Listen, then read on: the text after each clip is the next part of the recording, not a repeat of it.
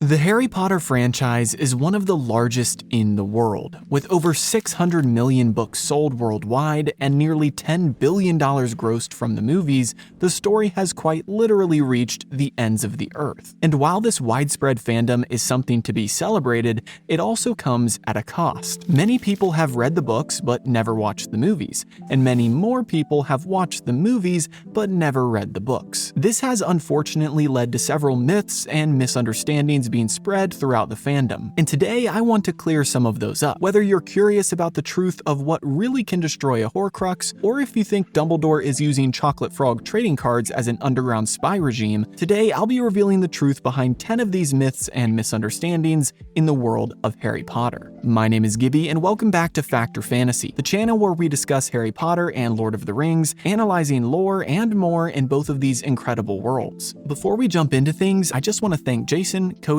Joshua, and the rest of my incredible Patreon members who support the channel each month. Also, if you're new to the channel, be sure to check out my other series where I compare the books to the movies and find all the differences along the way. The links to everything you need will be in the description below. But now let's dive into myth number 1, which is all about Durmstrang and Beauxbatons. Something that many fans don't realize is that there are many more wizarding schools out there in the world. Maybe it's not that the fans don't realize it, but it's just not something you really think about because you're so involved in the plot at Hogwarts. But that's not the myth, because everyone knows about Durmstrang and Beauxbatons due to their involvement in the Goblet of Fire. The myth is that these schools are all boy and all girl. This is simply not true.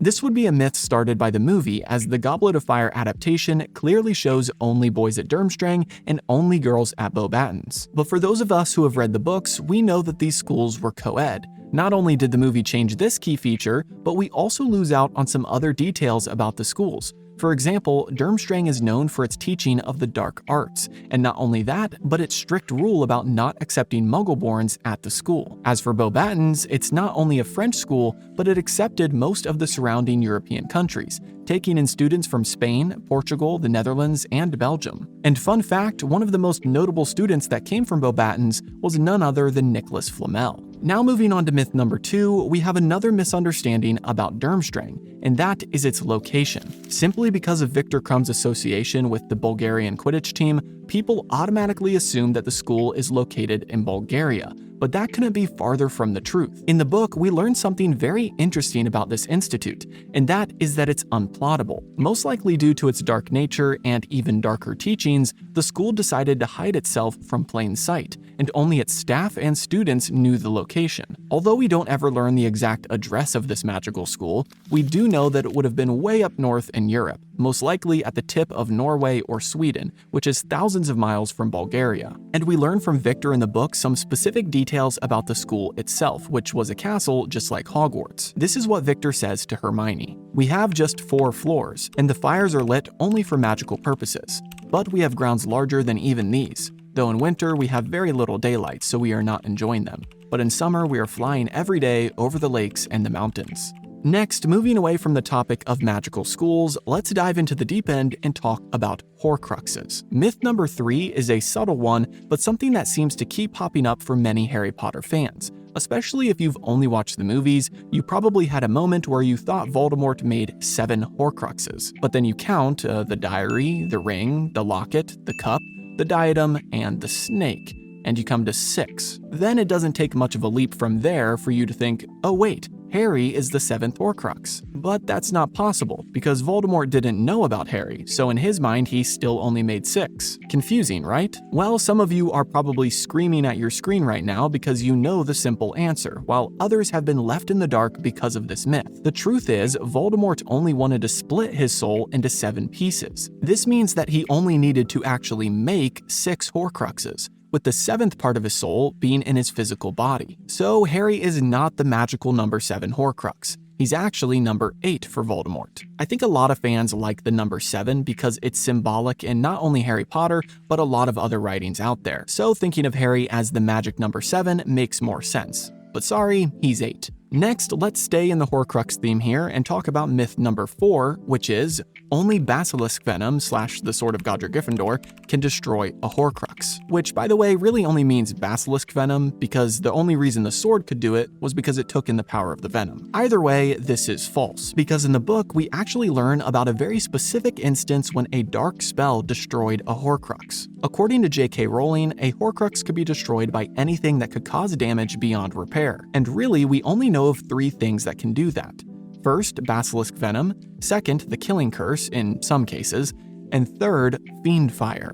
Fiend fire is a very dark and powerful spell, which is almost impossible to control, and we actually see it in the Deathly Hallows movie, but they changed a key detail. Yes, we're talking about when Goyle set the Room of Requirement on fire in the final film. Now first, in the book, this is actually Vincent Crabbe who does this, but since they had fired that actor for the films, they changed it to be Goyle. Anyway though, that's not the important part. The important detail we miss is the fact that in the book, the fiend fire is what destroys Ravenclaw's lost diadem. They never stab the diadem in the book, but it gets consumed by Crabbe's rogue dark spell. So no, basilisk venom isn't the only thing capable of destroying a Horcrux, but thanks to the movies, everyone thinks it is. Next, we've got myth number 5, which is Grindelwald was more powerful than Voldemort. This is just wrong. Once again, movies are to blame for this myth becoming widespread amongst the fans of the wizarding world. When Fantastic Beasts came out, a whole bunch more people joined the fandom and got this idea that Grindelwald was some insane world-conquering wizard.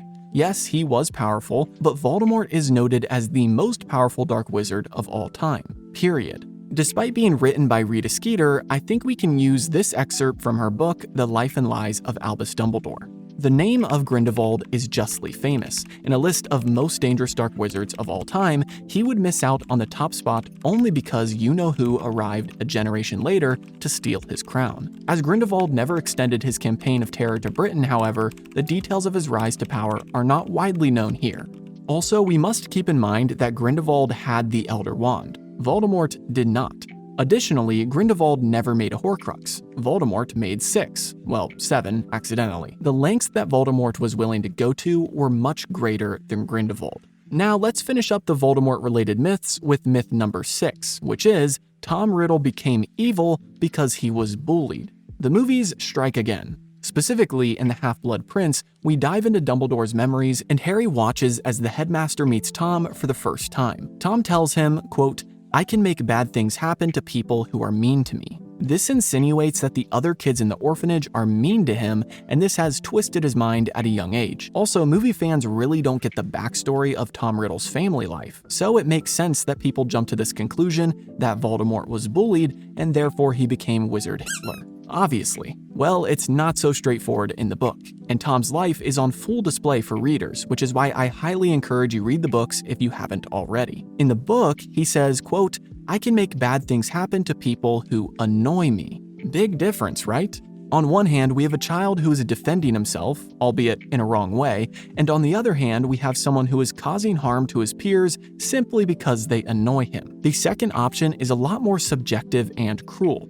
I can't dive into Tom Riddle's entire family life today because that honestly would take an entire video on its own. So drop a comment below if you'd like me to make that video in the future. By the way, you can use the Audible link in the description to claim your free trial and get a free book. If you haven't started the Harry Potter book series yet and have only watched the movies, the audiobooks are a great way to get started. And using the link below, you can claim your first book for free. Simply click the link, search up the Philosopher's Stone, and get started today. Anyway, moving on to myth number 7, let's move on to something a bit lighter and easier, which is the myth that Neville and Luna ended up together. Once again, this is a lie spread by the movie adaptation. Obviously, they could only focus on a set number of characters throughout the series, and the people who Neville and Luna actually end up with are nobodies that the movie couldn't be bothered to introduce to us. But in the books, we learn that Neville married Hannah Abbott, a Hufflepuff who has some speaking roles throughout the books, and Luna married Rolf Scamander, who is Newt Scamander's grandson. So no, I'm sorry to say that these two iconic characters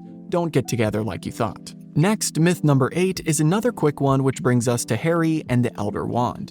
The myth is that Harry snapped the Elder Wand and threw it away. That's right, this was a movie-only special, but in the book, he still doesn't keep this overpowered creation. So what does he do with it? Well, after the battle for Hogwarts, he uses the Elder Wand to repair his old wand which he had been carrying around, and then he buries the Elder Wand back with Dumbledore. This might seem odd, but it's actually an incredibly smart way to break the cycle of the Elder Wand's destruction and power. You see, by burying it with Dumbledore, Harry ensured that no one could forcefully take it from him, and therefore, even if someone robbed Dumbledore's grave, the wand would not obey them because they never disarmed Harry. Then, after Harry would die, the power of the wand would be broken, as it would be impossible for anyone to become its master. So do you think he made the right decision, or do you like the movie version? Let me know in the comments. Anyway, let's move on to our penultimate myth, which is myth number 9, and that is that Dumbledore knew Sirius was innocent, but sent him to Azkaban anyway so Harry could live with the Dursleys. So I'm gonna say something a little bit controversial here. I love Dumbledore, both in the book and the movie, and I get it, he raised Harry like a pig for slaughter, blah blah blah. I tend to lean more on the Thanos side of things and say, well, it was for the greater good. But I do get why a lot of Harry Potter fans end up finishing the series with a bitter taste in their mouth toward the headmaster. However, this usually results in many people finding ways to blame Dumbledore for things he didn't even do. And one of those things is Sirius's incarceration. Because Dumbledore comes across as all-knowing, people assume that he knew Sirius was innocent the entire time. This is false. Just like everyone else, he was under the impression that Sirius was Lily and James' secret keeper. He did not know that they switched to Peter. Dumbledore literally switches his opinion on things when he hears the testimony of Harry and Hermione, who he has grown to trust. After all, they did save the school the previous 2 years. The movie is kind of to blame for this myth because during the scene of Snape's memories in the Deathly Hallows, we hear Dumbledore say, "Lily and James put their faith in the wrong person, Severus," and he doesn't say a name, which made people think that he was referring to Peter Pettigrew. But in the book, Dumbledore clearly says that he firmly believed Sirius was guilty, so much so that he testified in front of the Ministry to put Sirius in Azkaban. So although there are many other things you can blame Albus for, this isn't one of them. Finally, we come to myth number 10, which honestly is a fun one that I don't even consider widespread, but it's a theory by someone I found on Reddit and I just had to share it. Evidently, this is a somewhat common theory in the fandom, and I'm really curious to know if you have heard about it before today. The myth/theory is that Dumbledore used his massive network of chocolate frog cards as informants. This theory is rooted in 2 facts. 1, the pictures on the trading cards move. And 2, Dumbledore says in the books that he wouldn't even mind being kicked out of the Wizengamot as long as they don't take him off the chocolate frog cards. I know, this is a stretch, but it's a stretch I wish I could believe because it's just so funny. Unfortunately, I've got to burst everyone's bubble with realism. And yes, I get the irony of that statement. Anyway, the reality is that it isn't possible because of one key factor. The trading cards are mass-produced. The way that portraits work in Harry Potter is clearly described by J.K. Rowling in an article she wrote. The key detail we learn is that portraits could be trained. Often when a portrait was done, the subject would keep it and train it to think and act like them. Obviously, Dumbledore wouldn't have been able to take thousands of trading cards and train them all, so this theory is busted. And because I think it's so interesting, here is exactly what J.K. Rowling wrote about the headmaster's portraits. Some magical portraits are capable of considerably more interaction with the living world. Traditionally, a headmaster or headmistress is painted before their death. Once the portrait is completed, the headmaster or headmistress in question keeps it under lock and key, regularly visiting it in its cupboard, if so desired, to teach it to act and behave exactly like themselves, and imparting all kinds of useful memories and pieces of knowledge that may then be shared through the centuries with their successors in office. But anyway, that wraps up all 10 myths that we're covering today. I'd love to do more videos like this, so if you've got another false fact, myth, or theory that you've seen in the Harry Potter or Lord of the Rings fandoms, drop a comment below. Perhaps you'll be featured in the next one I do. Thanks again to my patrons, have a great week, and I'll see you in the next video.